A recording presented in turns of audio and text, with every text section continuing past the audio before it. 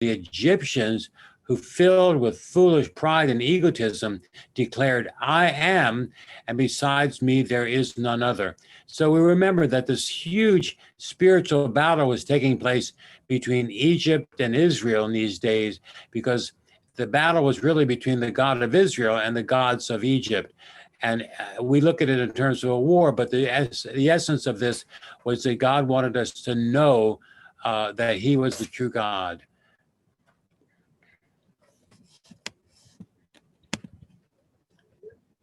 Just a second here. I was told to start the video. I tried to start it and it didn't start because it's being controlled. Oh, I don't know. Anyway, I'm trying to start the video, but I can't. So if you want me to have this video carry from the studio, you need to release it because it's crossed out on my screen. Anyway, I assume you're going to take care of it. So let me continue.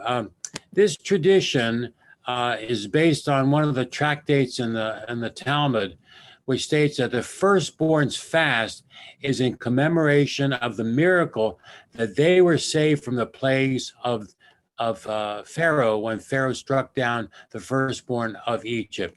So when we recall these things, it's a way of being grateful to God for rescuing us, for redeeming us, and an acknowledgement that he is the God of gods.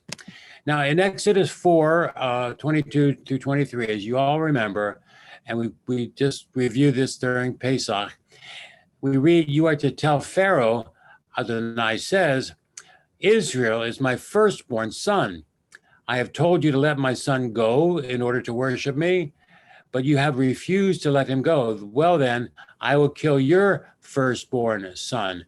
Now, I must tell you that I don't like the thought of God killing anybody, but there is a judgment and there's a righteousness and there's a standard that God does insert into our lives, and we must follow this because there is a penalty. In this case, Pharaoh's stubbornness caused the death of his firstborn, while Israel's willingness to follow God enabled them to be his firstborn son.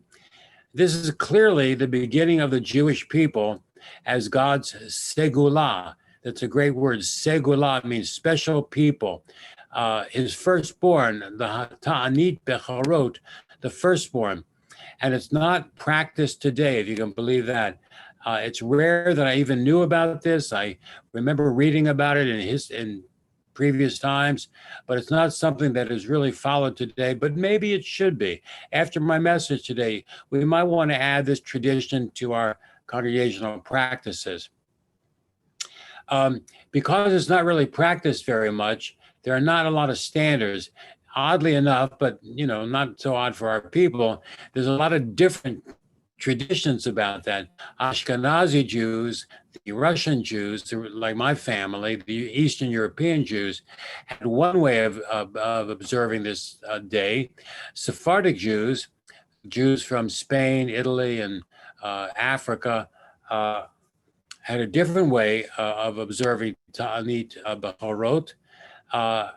It's just the way it was. Now, over time, because of all this confusion, the sages declared that this should be considered a light holiday. In other words, not like Pesach, Rosh Hashanah, Yom Kippur, a lighter holiday, and it could be observed in different ways. Over time, what's happened is some Jews fast, as it's called the fast of the firstborn. Some Jews feast. Some Jews just remember it. Some Jews don't even think about it at all. It just hasn't caught on among the vast majority of our people. But this morning, I want to talk to you about the Feast of the Firstborn and its major meaning to us as Messianics.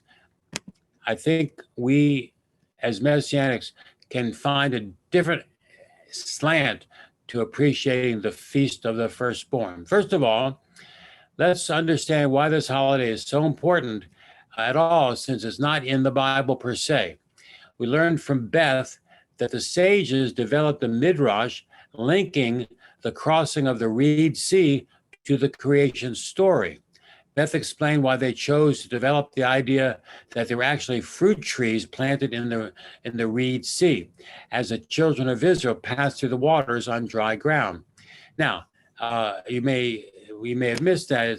It's a pretty creative story, as many of the sages came up with creative ways to express things to make a point. It's called a midrash.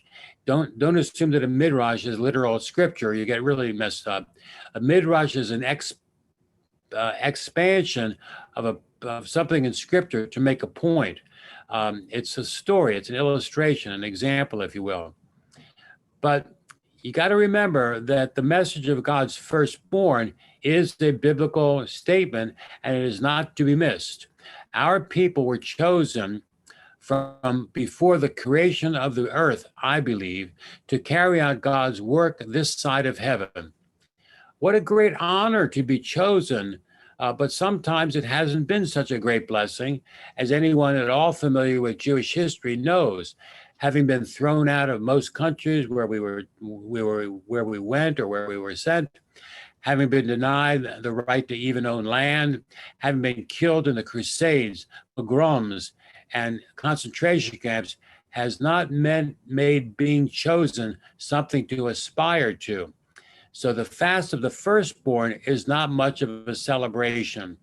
The great Jewish writer Shalom Aleichem, that's his nickname, expressed this on the stories that became known as Fiddler on the Roof. I'm sure you've all seen this movie or gone to the play. If you haven't, you need to watch it. It's well worthwhile. It establishes where the Jewish people were before they came to this country. My family came to the United States in the early 1900s, and surely are depicted as the children in Anatevka, this fictional village that Shalom Aleichem wrote about, where the Jews were expelled because of the pogroms. But do you remember Tevye's complaints about being chosen?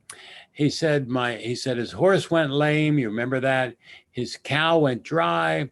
He had 5 unmarried daughters eating him out of house and home.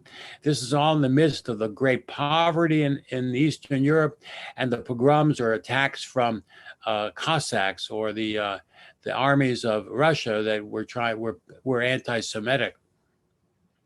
So Tevye, at one point in the movie, in the story, looks up to God. He says, "Hey, God, it's nice that you chose me to be one of your chosen people, but will you mind choosing somebody else for a change?" It was not fun for Tevye to be a chosen person. It's a humorous way he had of describing the tragedy of Jewish history. And think about it for a second. If it's true that God did choose us to be the chosen people, the Segula, why has history been so harsh to our people? Well, that's a discussion for another time, but Tevye's answer was seasoned with humor, something Jewish people have developed over the centuries to deal with the pain and suffering we've had to endure at the hands of anti-Semitic people. Sometimes we fail to remember that the Jews were not chosen because we were greater in number or mightier in battle. God had other plans. So sometimes we forget what we're chosen for, and that's always a problem. Now I need to start my video. I thought I tried before. Okay, now I've started my video. Okay, then, great. So all these nice facial expressions I've had this morning, and all the hand gestures, you missed them, but we'll pick them up soon. Anyway, the point here is that God did choose the Jewish people represented by the firstborn as his segula, his special, unique chosen people. And he chose us not to be greater than anybody else, not to be mightier than anybody else, but to serve God. That was his plan from the beginning. So I want to read to you from Deuteronomy 7, where there's a little section about God's choosing the Jewish people.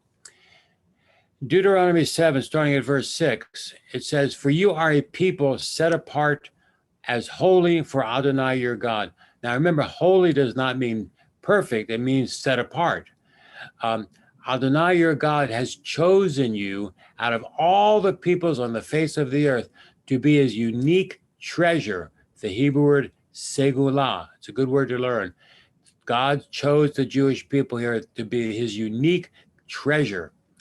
Adonai didn't set his heart on you to choose you because you numbered more than other people. In other words, that you were the most numerous people. On the contrary, you were the fewest of all the peoples. Deuteronomy 7:7. Rather, it was because Adonai loved you and because he wanted to keep the oath that he had made with our ancestors, Abraham, Isaac, and Jacob, that Adonai brought you out with a strong hand and redeemed you from a life of slavery under the hand of Pharaoh, king of Egypt. We know that when the Jews were delivered from Egypt, it wasn't because they were mightier than the Pharaoh's armies. They had no weapons, they had no chariots, they had very little as they were pushed into the Sea of Reeds. But God did this because he made a promise to Abraham, Isaac, and Jacob that he would protect and redeem our people. In other words, in this section from Deuteronomy 7, and I encourage you to read it, God chose to reveal his glory, not our greatness, but his glory. So think about it. If God does great things with a small handful of people, the Jews were very small numbers of people in those days compared to the rest of the world. They were small numerically, and I would suggest they were also somewhat small physically. Most Jewish people are shorter than others around them, at least I think so. So what does it say about him? It says that he wants us to understand that it's not by might, nor by power, but every word that proceeds out of his mouth that he accomplishes what he wants to accomplish.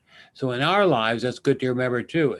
It's not that we are powerful or mighty, but it's when God speaks to us and guides us in how to behave and how to live, that's what makes us great because of God's doing. So his word, it was his word that established the Jewish people as his firstborn. We need not to be numerous, powerful, brilliant in any way at all, or have great traits. God established the children of Abraham, Isaac, and Jacob to serve him, to serve him. Now just think about that miracle for a second. If you consider today, the Jewish people make up about 18 million Jews in the entire world, 18 million. But think about the fact that there are 6 billion people in the world. So the Jewish population is 0.003% of the world's population. That's less than 0.1%. It's almost infinitesimal. It's 18 million over out of 6 billion. Yet Jewish people have been scientists, doctors, philanthropists, musicians, actors, and have brought many, many blessings to humanity. That is not because the Jews are so wonderful, although I think we are, because of God. It's because God has brought this about in fulfillment of his promise in Genesis 12:3, where he says, "In your seed, Abraham, all the nations of the earth will be blessed." So God's promise way back in Genesis was that through Abraham and then repeated to Isaac and Jacob, that through these people, the Jewish people, God would bless his entire creation. I think that's true. I think that's happened. And I think we've seen it many times. In fact, I just finished last week teaching the letter that Paul sent to Titus. Sometimes it's called the book of Titus. So Paul, who was a Jew, having studied and learned the Torah and traditions of his people, as he says in Acts, as recorded in Acts, taught the traditions and truths and Torah to his disciple, his Talmid, Titus. Now, what's interesting about the letter to Titus, as we pointed out last week, is that Titus was sent into a rather mixed nation of Crete, which is south of Greece in the Mediterranean Sea. And he was sent there by Paul to solve some major problems. The point I'm making here is that Paul, the Jew who knew the Torah and knew the traditions that became Talmud, taught these all to Titus so Titus could be effective in his work with the people in Crete. So we see Paul, the Jewish man, bring all these wonderful truths from God to Titus to be shared with these mixed communities in Crete. Now, as a result of this, many Cretans, they were called Cretans, came to faith in the Messiah. This is an example of what God is doing when he says he chose the Jewish people. He expected us to spread his word and his ways. And down through the years, just think of the influence Paul, for example, the Jewish apostle to the Gentiles, had on humanity. Most every Christian in the world knows about St. Paul. We call him by his Hebrew name, Shaul. He was called Paul. That's a Greek name, Paulus, because he had a separate name when he traveled in the world, in the area where there were Gentiles, basically in Asia Minor. But don't forget, Paul, even though he's been called St. Paul, was a Jew. He was a Hebrew. He called himself Hebrew of Hebrews. Don't forget that. It's very important understanding the ways of God. And God used him and the other Jewish apostles to spread the good news, the gospel. He made the Jews his firstborn son for a purpose. And we see that working its way out in many examples of Scripture. But I also want to talk about another firstborn son of God, that is Yeshua the Messiah. God called him his firstborn. Now, what is he saying there? I think most of us believe that Yeshua was eternal, having existence with his Father in the heavenlies. So how was Yeshua the firstborn? How was Yeshua even born at all? Well, from an earthly perspective, we know that he was born in a human form through his mother Miriam, a nice Jewish girl from Israel. But he was called into action at his immersion when God said to him, "This is my beloved son in whom I am well pleased."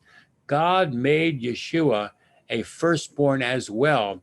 In a similar way, Israel became his firstborn. And just as the firstborn, a son of Israel, had special privileges and responsibilities, so did Yeshua, Miriam's firstborn son, as well as God's firstborn son. Let me read a few verses from the Brit Hadashah that reference Yeshua as firstborn, maybe about 8 verses. In Luke 2:21, we read, when the time came for their purification, according to the Torah of Moses, they took him up to Jerusalem to present him to Adonai. As it is written in the Torah, every firstborn male is to be consecrated to Adonai. So this pattern that God established at the Exodus was made part of the customs of the Jewish people. And so we see here that Yeshua's parents brought him to Jerusalem, to present him as the firstborn male is to be presented to Adonai. In Romans 8:29, we read, because those whom he knew in advance, he also determined in advance would be conformed to the pattern of his son, so that he might be the firstborn among many brothers. So Yeshua is the firstborn among all of us that are believers. In Hebrews 1:6, it says, again, when God brings his firstborn into the world, he says, let all God's angels worship him. Again, Yeshua is the firstborn. In Hebrews 11:28, by trusting Moses obeyed the requirements of Pesach, including the smearing of the blood, so that the destroyer of the firstborn would not touch the firstborn of Israel. So that's a reference back to the firstborn reference to Israel.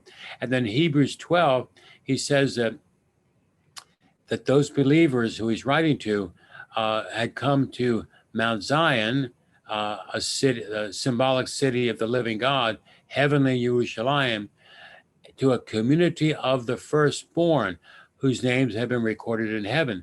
So there's some sense in this that that Yeshua, as the firstborn of this community, has gathered a community, which I believe you and I are part of, this firstborn community that's recorded in heaven.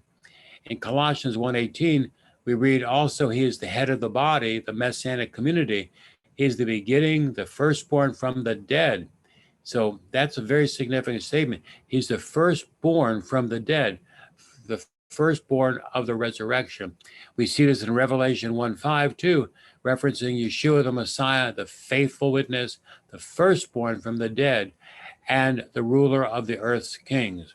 So all these references to Yeshua as firstborn would not have as much meaning if we did not understand that God chose Israel, the descendants of Abraham, Isaac, and Jacob, to be his firstborn son.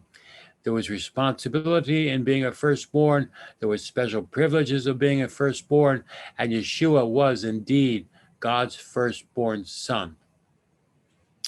So now that we've established that Israel became God's firstborn during the Exodus, and that Yeshua became God's firstborn, I believe, at his immersion, he was eternally God's son, but in a human way, he became God's firstborn at his immersion. I want to go on because it is Passover. Passover is over tonight, but tomorrow is a day that many people celebrate as Easter. And I think Easter is a very significant holiday, but I think it's important to see this holiday as a resurrection day. And I want to speak about this for a few minutes because of the timing, because Passover often comes during a time. I mean, Easter comes often during a time of Passover. I often speak of the relationship of the juxtaposition of Passover and Easter about this time of the year. But I assume that people understand the issues, but I think that every now and then I need to repeat these for our congregation and those who are listening. I got an email from Reggie Odom, our brother in the Messiah who comes to Emmanuel, and he sent me some article to check out and to see whether I thought it was kosher enough for him to read. And of course, it was. In fact, it had some very interesting statements in there that I want to talk to you about. Kind of like a good synopsis of the things that I would normally speak to you about on this day between of resurrection, when we're coming into the resurrection. As I've talked to you before, a little background. The first century Messianic Jews were very much a part of the Jewish community. They were considered one of the many sects in first century Judaism. I know you know of many of the sects: the Pharisees, the Sadducees, the Essenes, the Zealots, the Herodians. They were all sects of Judaism. They all were considered Jewish and practiced Judaism, but they had their own unique twists on Judaism. Then you had a group called Yehudim Mishachim, or Messianic Jews. We know of them, the early Messianic Jews like Peter and Paul and James and John. They were also considered a sect of Judaism. They were not separated from the Jewish people, especially in the first century. Yeshua, by the way, was probably one of the most popular leader of all the different sects. And that's one of the reasons that I believe he was politically turned over to be crucified, because it was, I would say, a little bit of a political issue, because he was very popular among the people, the Am Haaretz. So in the first century, the Messianic Jews were really part of the whole group of sects of Judaism.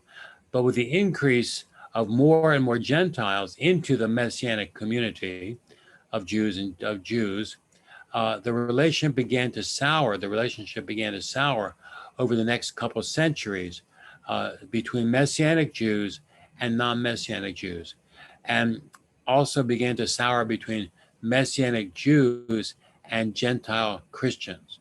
And what was going on, as I've shared with you before, that many Gentiles were bringing in their pagan ways into their Messianic congregations, which created quite a lot of tumult. They were bringing in different non-biblical practices that bothered the Jews that were in the groups because they already understood about Torah and biblical practices. But Gentiles were bringing in some of their pagan practices, some of them trying to make them assimilate into the Jewish way of worship. That was very difficult for the Jews. And Gentiles were jealous of the primacy of the Jewish people in the synagogues. The Jewish people had a special place in the synagogues because they were synagogues. They weren't churches. They were synagogues, which is a place of worship and a way of worship that had developed over centuries. And now the Gentiles were coming in, and they didn't understand a lot of the things that were happening. So they were sort of jealous that the Jewish people had established these practices that they didn't understand. I see this sometimes in Messianic congregations today, where Gentiles kind of come in and they're excited about understanding first century ways, and they subtly try to change the Jewish ways of doing these things to make them more scriptural, more righteous. That's very bothersome to us Jews who have been doing these things for many, many centuries, and all of these practices are consistent with scripture. But sometimes you see people come in and they know better, and they tell me how I should do things, et cetera, et cetera. And that's not just me, it's all the Messianic rabbis I've ever talked to. So there was also an issue of like I said, the Jews practicing their Jewish roots that the non-Jews did not understand. So this holy matrimony that started in the first century between Jews, Messianic Jews, and Gentiles, Messianic Gentiles, in the name of Yeshua the Messiah, started to be strained. A separation had begun. I'm using the term separation in relationship to a marriage. A separation had started. The point of divorce was the 4th century church under Emperor Constantine changing the concept of Passover to something called Easter. So the biblical feast of Passover, when we recognize Yeshua as crucified, buried, and resurrected, was being discarded for the pagan practices of Easter. And the word Easter of course, you probably know this, comes from the Greek goddess Ishtar. Ishtar, Easter. And Ishtar has plenty of pagan traditions associated with her, such as, are you sitting down? I hope you're sitting down. These are traditions as the painted eggs. Think Easter eggs. And bunnies, think rabbits, that produce incredibly fast. The reason for this was Ishtar was the goddess of fertility. And the idea was that during spring, Ishtar would dominate things, and you would have a great crop. You would have lots of produce, like lots of bunnies. And so these practices began, and these were rituals that appeared in other cultures as well. But like I said, the Gentiles were bringing these practices into the world of Messianic Judaism, which was very difficult. The tradition of the eggs, painting the eggs, and the Easter bunnies is directly derived from sexual orgies during the pagan feasts. Okay? Easter became a pagan feast. I'm sorry to say that to you. It's not what it is today, where people really try to celebrate the resurrection of the Messiah. I hope they do that. But a lot of strange things were happening at this time. There were a lot of babies produced during the spring. Obviously, this happened. And many of them were sacrificed to the goddess Ishtar. Human sacrifice, which is anathema to God, was something that began to take place at this point. The eggs were dipped into the sacrificed baby's blood and then displayed for all to see. That's where the practice of Easter eggs comes from. I know that you may not know that, and it's pretty gross to think about it, but it's one of those pagan practices that have slipped into what's called modern day Christianity. And rabbits and bunnies have long been a symbol of procreation, sexuality, and fertility, and that's why they were made part of the Easter services. Moreover, and even worse, the sequence of resurrection was changed. It did not follow the pattern that God established that we read about in Matthew, where Yeshua says these words: "An evil and adulterous generation clamors for a sign, yet no sign shall be given to it except the sign of Jonah the prophet. For just as Jonah was in the belly of the great fish for 3 days and 3 nights, the Son of Man will be in the heart of the earth for 3 days and 3 nights." That's Matthew 12, 39 and 40. So Yeshua himself, speaking of what's going to happen to him, says he expects to be in the earth, buried for 3 days and 3 nights. Now, I should tell you that a lot of people have trouble with this because of certain false teachings, some of which emanating from our friends, the Catholics. Yeshua did not rise, by the way, in my opinion and the opinion of many others, on Easter Sunday morning. I know there's a lot of Easter sunrise services and so forth and so on, but the idea of Yeshua rising from the dead on Sunday morning is actually a Catholic invention. It doesn't say anything like that in Scripture. He did rise from the dead after 3 days and 3 nights in the grave. That's the sign of Jonah that Yeshua referred to. Think about this for a second. I don't have a chart to show you, but I want you to imagine this. Yeshua, go with me for this, with me on this for a minute. Suppose Yeshua was crucified on the same day as the Passover lambs were being killed in preparation for the Seder dinner. This would follow the previous pattern that God used of the feasts and festivals pointing to Yeshua. Well, if he was sacrificed when the lambs are sacrificed, he then becomes a clearer picture of being the Passover lamb. Let's say he was put in the grave Passover evening, which was the beginning of the Feast of Unleavened Bread. After the Passover Seder, the next day is a Shabbat. It's Shabbat. That is why, not a 7th-day Shabbat, but a high holy day Shabbat. That is why when he was crucified and Joseph of Arimathea came, he wanted to get Yeshua down off the cross because he said it's going to be a Shabbat. Most people interpret that Shabbat to be the 7th day of the week Shabbat. Therefore, we get something called Good Friday. I don't know what's so good about it, but and on Friday before Easter, there's a lot of ritual, and there's a time of during the day when things go dark, et cetera, et cetera. They did, but it wasn't on Friday. It was before Hag Hamatzah, the Feast of Unleavened Bread.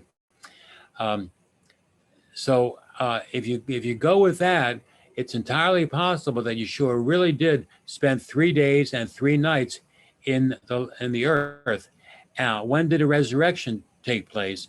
If the crucifixion took place in the afternoon, let's say about 3 o'clock, something like that, then we would think that maybe if God is precise, which I believe he is, the resurrection would have taken place 3 days later from that. Now, let me just continue this a little bit by reading from the Gospels. I read these words that say, "Early on the first day of the week, while it was still dark, Miriam from Magdala went to the tomb and saw that the stone had been removed from the tomb. I need to explain something to you.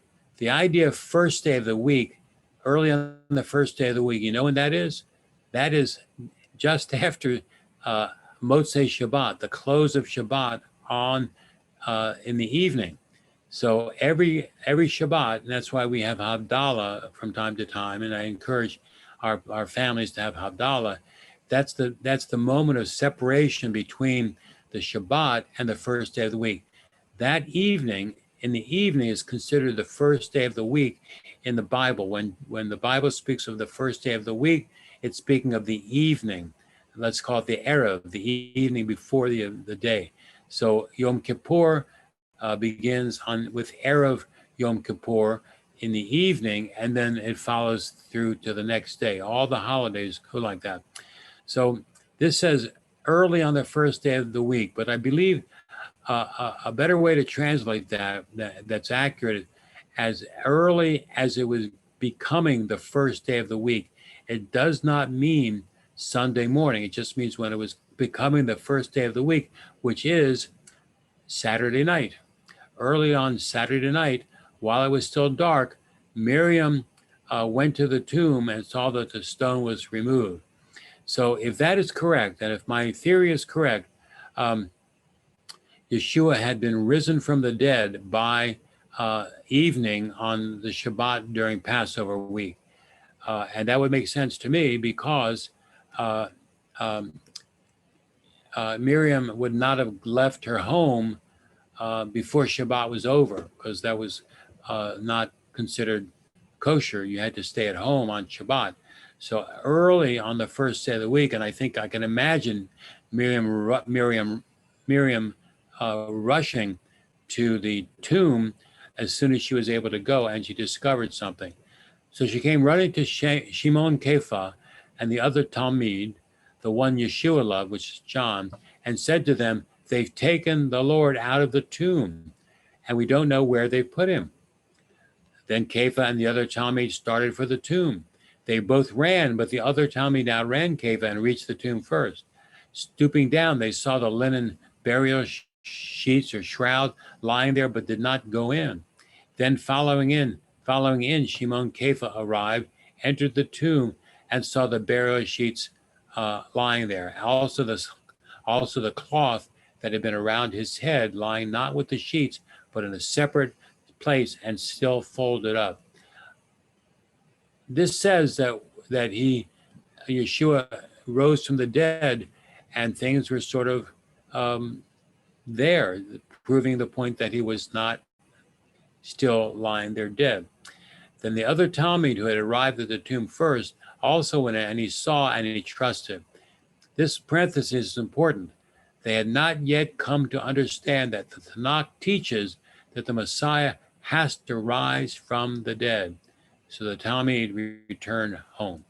So it's important to remember that the resurrection of the Messiah was a very important aspect of theology, of the way God was working with humanity. The Messiah had to rise from the dead. So keep in mind, there's nothing mentioned about Easter Sunday morning in the Holy Scriptures, nothing at all. There's definitely a reference to people coming to the tomb on the first day of the week, which was Saturday night. And then if you work backwards from that, you can find out when Yeshua was actually crucified. And if you look back in history, the Passover was 3 days and 3 nights previous to that event. So he did spend the 3 days and 3 nights in the tomb, in the ground, as predicted by Scripture.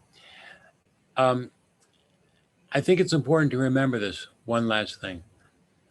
Just as we give honor to the firstborn of Israel, because God said to, we need to also recall the honor that we need to give to Yeshua as the firstborn of Israel as well. Yeshua was the epitome, the apex, the top, the tippy top of all the Jews that ever lived. And if the Jews were chosen to be the firstborn, the chosen people, Yeshua was the ultimate example of that. That's one way to understand the very intricate relationship between Yeshua and the Jewish people.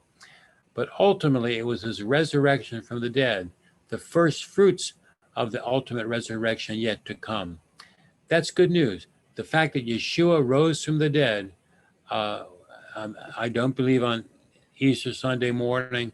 I believe it was on probably late on Shabbat, maybe 3 o'clock, 4 o'clock, 5 o'clock on the Shabbat. And he waited, and then he rose from the dead. And after that, the ladies came to check out where he was, that he was found to be missing. And that's when they said, he is not here, he has risen. Um, that this fact of history is essential for our faith. It's good news to all who believe. We have to believe that the resurrection of Yeshua actually did happen, to know that God is faithful to each one of us who trust in his resurrection. Yeshua had to be resurrected from the dead to fulfill all the promises that God had made to our people. That is good news for those of us who put our trust in him and trust in our Father who raised Yeshua from the dead. May God give each one of us a certain amount of faith enough to believe that a resurrection could happen. And don't forget, resurrection is a concept taught in the Tanakh, as well as the traditions of the Jewish people. And there have been rabbis who actually wrote books called The Resurrection of Yeshua, Resurrection of Jesus. Pinchas Lapid wrote one about 10 years ago, where he proved that the resurrection of Yeshua did happen. He just did not accept that that was for the Jews. He said that was for the Gentiles, which is really strange to me. But he was wrestling with the fact that he was so convinced that the resurrection of Yeshua happened, but he didn't know what to do with it. So that must be for the Gentiles. Well, it was for the Jews, it's for the Gentiles as well. So I don't know whether he's ever re-examined his position, but the point I'm making is that resurrection is a Jewish concept that comes out of the Jewish scriptures and the Jewish traditions, and has been supported by many Jewish writers down through history. So that resurrection is something that we can trust in and believe in, and because we can trust that God raised Yeshua from the dead, and he sits at the right hand of his Father in heaven, interceding for you and for me. For all the many times we mess up on a given day, we know that he's working there to speak to his Father about forgiving us, which is certainly something we all need. So may God give us the faith to follow his ways and the faith to trust in the resurrection of Yeshua, the firstborn Son of God. Shabbat Shalom.